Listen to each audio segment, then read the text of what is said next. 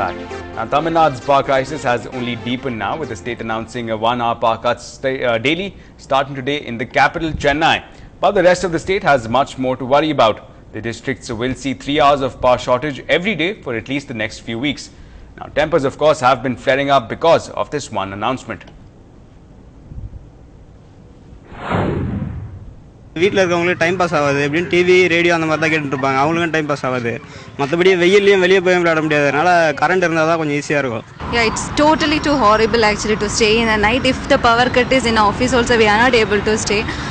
It's a major impact that probably the government have to look into all these issues. Yeah, it's really difficult to survive in this, especially in summer season. I don't think it's easy to have without the war, and I think it's not a good news for us. Power cut in this summer is very difficult. If the climate is same, then it's not a problem. But anyhow, government should take some necessary actions to resolve the problem.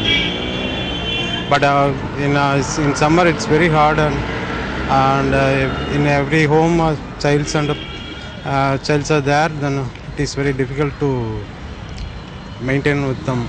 எங்களுக்கு காலை டைமில் cook செய்யும்போது போயிடுதுன்னா எல்லாம் mixie grinder washing machine எது போட்டாலும் எங்களால் வேலை செய்ய முடியாது சாயந்தரம் ஈவினிங் டைமில் பார்த்தோம்னா குழந்தைங்க படிப்பு பாதிக்கப்படுது அப்புறம் பசங்க வந்து காலேஜ் பசங்க வந்து கம்ப்யூட்டர் போடணும் போது அதுவும் பாதிப்பு ஏற்படுது மொத்தத்தில் சம்மர்னும் போது நம்மளுக்கு ரொம்ப எரிச்சல் அதிகமாக இருக்குது சம்மர்ன்றதுனால ரொம்ப வேக்காடுனால நம்மளால் படுக்க முடியாது ரொம்ப பாதிப்பு ஏற்படும். Well, in some national news now, a senior Gujarat IPS officer Sanjeev Bhatt has accused the Chief Minister Narendra Modi of wanting to teach Muslims a lesson after the Godhra train attack in 2002 killed 59 Hindus. Now, in an affidavit to the Supreme Court, Bhatt says that Narendra Modi reportedly told senior officials that emotions were running high amongst the Hindus following the burning of Sabarmati Express at Godhra and had asked police officers to be indifferent to the rioters. Now, Bhatt, who was posted in the intelligence department at the time of the riots, has also hit out at the special investigating team set up by the Supreme Court to investigate the riots case.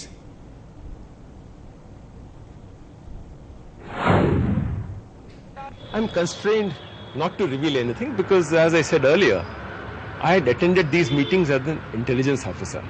So I can't disclose as to what transpired in those meetings unless I'm under a legal obligation to do so. So as and when I was required under law to disclose the deliberations of the meeting, I've done that. Sir, what about those people who've been raising questions over your presence at that particular meeting? Some of them, in fact, have gone on record saying that Sanjay Bhatt was not verified. Okay. What do you have to say about that? I don't have to say anything about that. That is their prerogative, as I said. They may say what they want to. I know my truth. I've stated my truth, and I've said that on oath in an affidavit submitted to the highest court of the land. So was there a larger aim behind coming up with an affidavit? There is no aim. I am just doing my duty. I was called upon to depose before the SIT. I discharged my duty. Well, even as those charges were being fired, the BJP was quick to defend its man, Narendra Modi.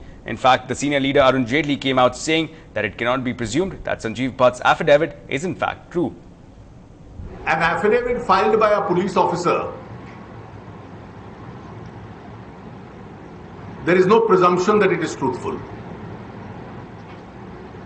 The job for investigating the truth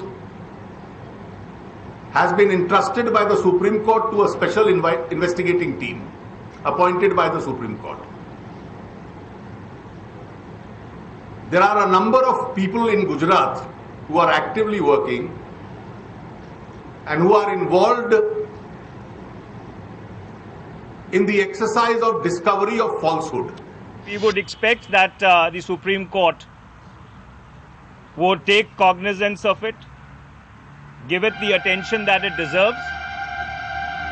However, I would like to add, and this comment is not directed against any particular individual, but all those who over the years have been extolling the virtues of the Gujarat Chief Minister would find time to read this affidavit and such other documents so that they can seriously introspect. See, for the last 8.5 years, we have been saying that the post-Godhra Gujarat carnage was not an accidental affair, was not a spontaneous outburst, but was a sustained, systematic policy followed by the Gujarat government under the directions of Mr. Narendra Modi.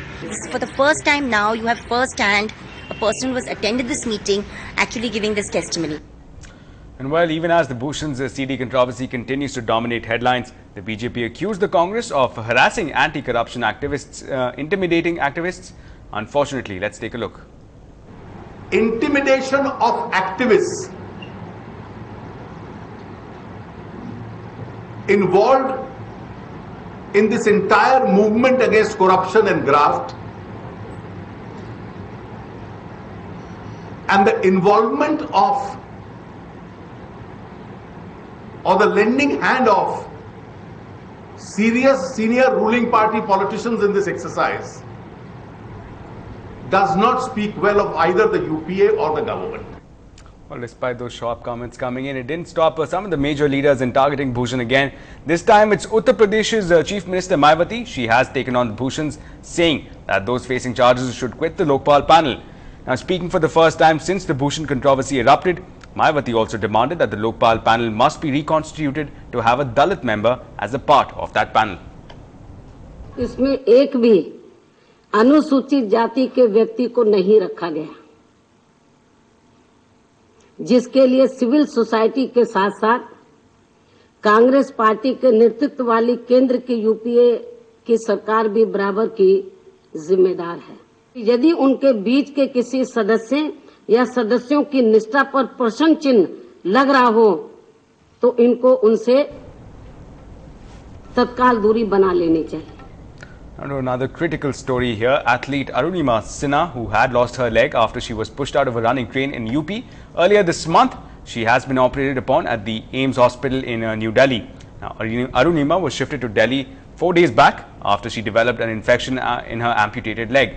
Doctors at AIIMS say that they performed 2 surgeries on her leg to reduce the infection and that her condition is now stable.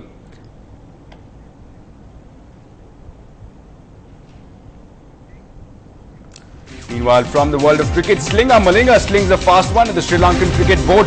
We'll tell you more about that development in just a bit. Keep watching.